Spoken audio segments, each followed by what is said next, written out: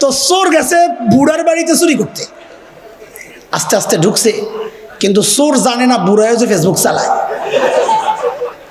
তবে বুড়ার ফেসবুক তো ওই মোবাইলের টিপাটিপি না, বুড়ার ফেসবুক হলো পাংসাবানি, এক একজনের ফেসবুকের আলাদা আলাদা। হ্যাঁ, আল্লাহওয়ালাদের ফেসবুক হলো তাহাজ্জুদ, বুড়ার ফেসবুক পাংসাবানি।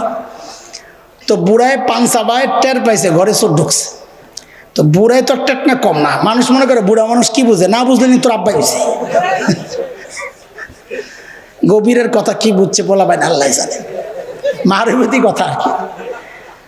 তো বুড়ায় কম্বল মুড়ো দিয়া চুপচাপ শুয়ে রয়েছে, কোনো কথা কয় না। তুই খালি গাঠটিটা লইয়া বাইরে, ঘরে ধরলে তো কিলকনি দিয়ে যাইব, চিল্লান দেবো, মানুষ শুনবে না। ও যেই না ঘর থেকে বাইরেছে, বুড়ায় যা খাপ করে ধরছে। চোর তো লড়ে চড়ে না, কারণ ডিজিটাল চোর তো। আগেরকার দিনের অ্যানালগ চোর খালি গায়ে যাইতো, তেল তুল বাইক্ষা ধরলে প্রুত করে বেরিয়ে যেত না।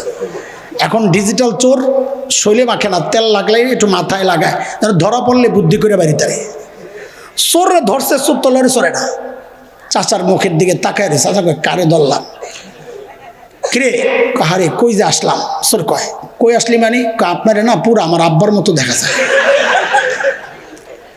চাচার পোলায় থাকে বিদেশ, আব্বার মতো কর সাথে সাথেই দিলের মধ্যে লাগছে একটা ভাব, তো একটু নরম হয়েছে। তারপরও ধমকের একটা ভাব লই যায়, চুরি করতে আসছিস কেন? কইটাই তো চিন্তা করতেছি, আমার হলো থানায় চলে। চাচা কয় চল।